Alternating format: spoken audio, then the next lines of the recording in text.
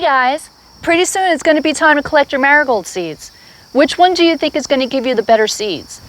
These pretty looking ones or these nasty looking ones? Let's find out.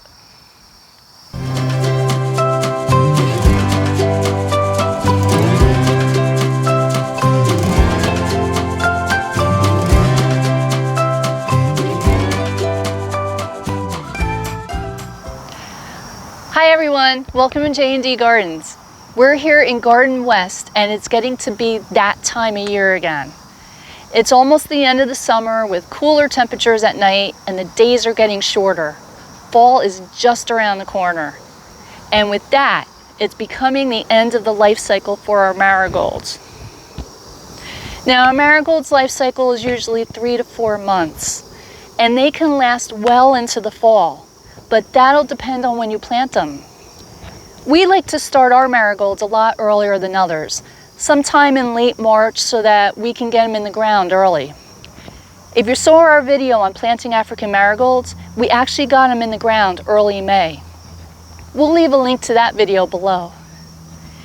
Now we do this for 2 reasons. Number 1, we like them to bloom as soon as possible, and number 2, we like them to start dying off at the end of the summer so that we can start planting our fall garden in early September.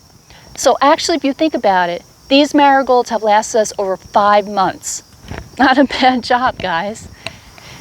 Now, if you're happy with the way your marigolds were this season, there's no reason you can't have the same next year. And the best way to ensure that is collecting the seeds. Now you want to collect the seeds that you're going to save to be viable as possible. And oddly enough, the ones that give you the best seeds are going to look the worst. You see these dark, crusty, gnarly looking ones? Those are the ones you're going to be looking for. See this pretty looking one? Has a lot of seeds in it as well, but they're not finished cooking in there yet. They need time to mature and dry out before they're actually viable. Right now, the seeds inside this one are probably more gray as opposed to these gnarly ones that are nice and black. We'll show you that a little bit later. But for now, what we're going to do is to just start cutting off these spent buds and collect them. One tip, when you start collecting them, don't collect them right after the rain. It'll make the drying out process a lot harder. Okay, so we're ready to cut now. Just get yourself a sharp pair of pruners and just start cutting the gnarly looking ones. And you know what? It's really hard to believe that these nasty looking ones are actually the best ones to produce seeds. So there's actually a lot here. These were all thriving at one point.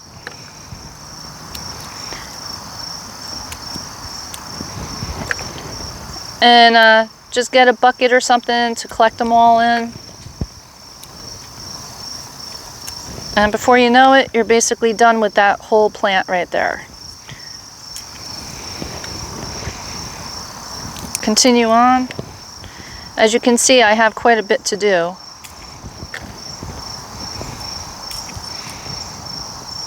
You probably don't have to get every single one, like the really small ones, you probably could leave. But some of them just snap right off. They're just that dry.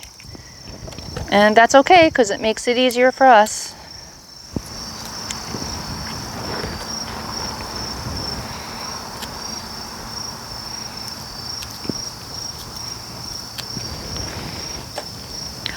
Okay, so I think what I'm going to do is go around the rest of the garden and finish collecting these buds. And then I'll show you the next step.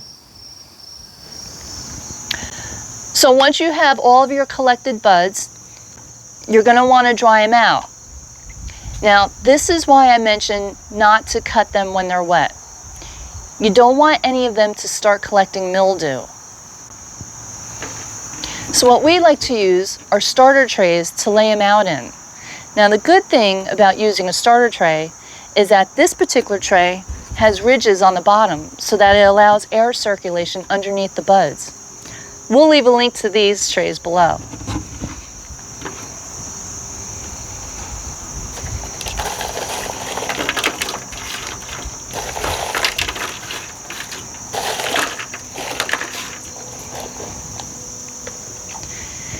Now, you want to make sure that the buds are spread out and not touching each other or on top of each other.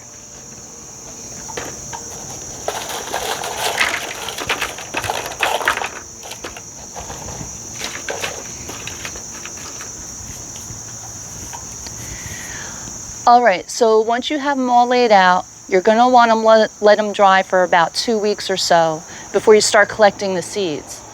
Another word of advice, if you're drying them out in your garage or shed, make sure that you cover them in some way.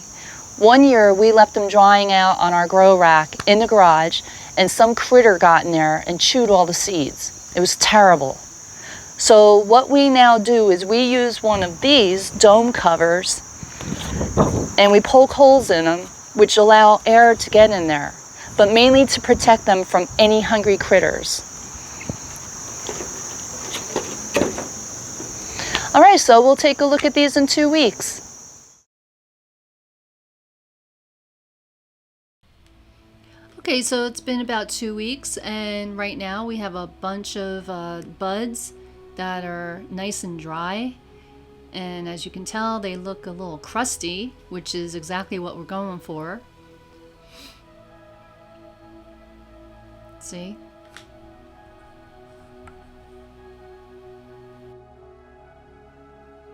Okay, so as we go through these buds, what we're going to try and do is find the darkest ones. Now, some are going to be darker, like on the left side, as you can see, they're nice and dark, and on the right side, they're lighter in gray. So you're trying to avoid the gray color and go for the dark ones. So we're going to take our handy dandy scissors, and we're also going to take some tweezers. Now, tweezers are optional, and I'll show you why in a little bit. So we're going to take one of the crusty buds. We're going to remove all the dried petals on it, and we're going to try and get down to the actual seeds themselves.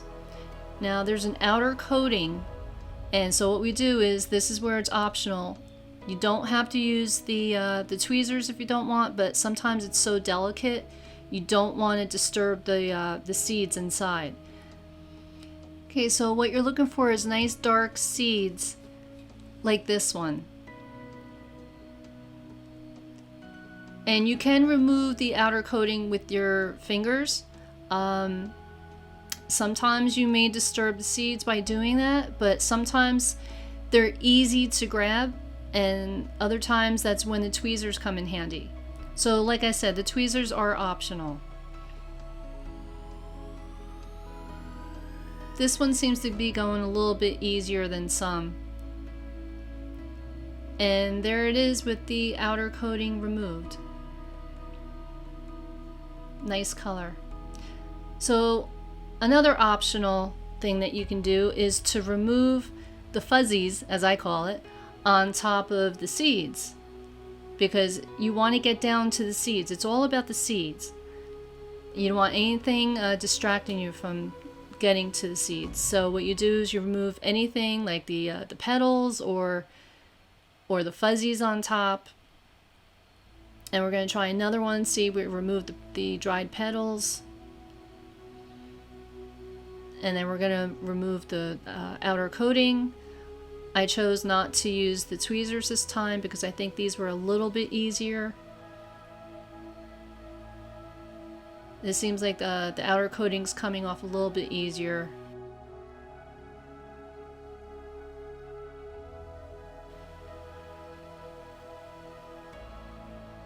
Now, that's not always going to be the case. Okay. So see, we have another one that's a little bit grayer. So we're going to put that aside. That's the color that we're not looking for. We need dark. And you really don't know what you're going to get until you actually start peeling away the outer portion of it. It could be, and half of it could be dark and the other half could be gray. You won't really know until you peel back all of that outer coating. See, this one I think is a little bit more difficult. It's sticking to the seeds. And they are delicate, so if you find that you're having a hard time getting that outer coating off, take the tweezers. Okay, now this one has some good color, so I think this is going to be a keeper. And it actually broke in my hand, so that's why you have to be careful. They are delicate. Now I'm taking the fuzzies off. And I'm just going to put that on the plate with the rest of them.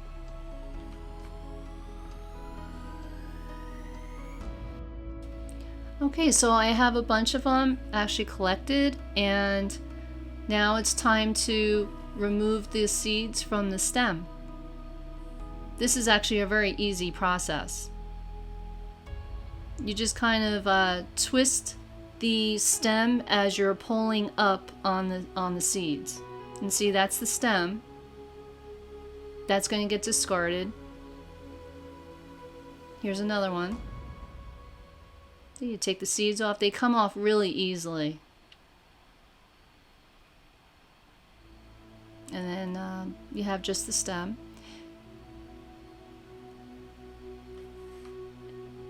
And that'll be discarded as well. Now, that discarded pile is actually going to go into our compost. So I'm going to speed things up because you could be doing thousands of these. Because as you see, one little flower is going to give you probably a good 100 seeds, if not more. With just these little bit of flowers that I have, you could get thousands and thousands of seeds. They produce that many. Now they're not going to be all viable because of the darkness or the gray color, but you're going to get a good portion that are actually good.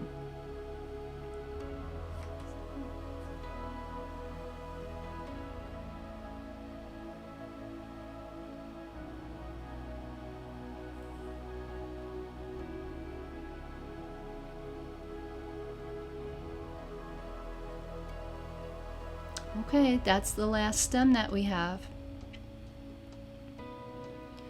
So we're gonna bunch them up, and here is just a few of the good seeds that we found.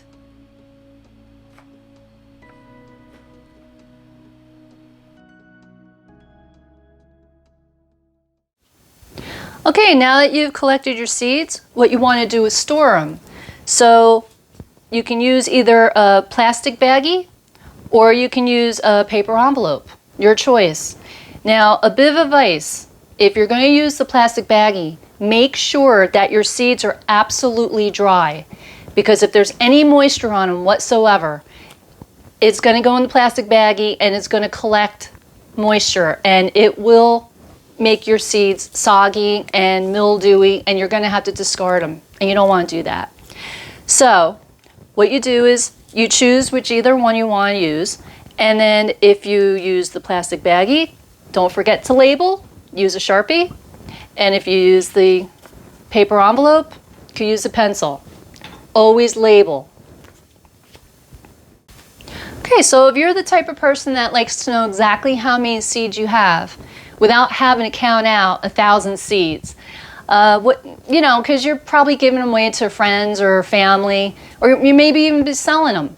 So instead of counting out 1,000 seeds, what you do is, little trick is to get a jewelry scale, and you put about 100 seeds on the scale, and then you multiply it by a 10 in this situation, and there you have it. There's your 1,000 seeds.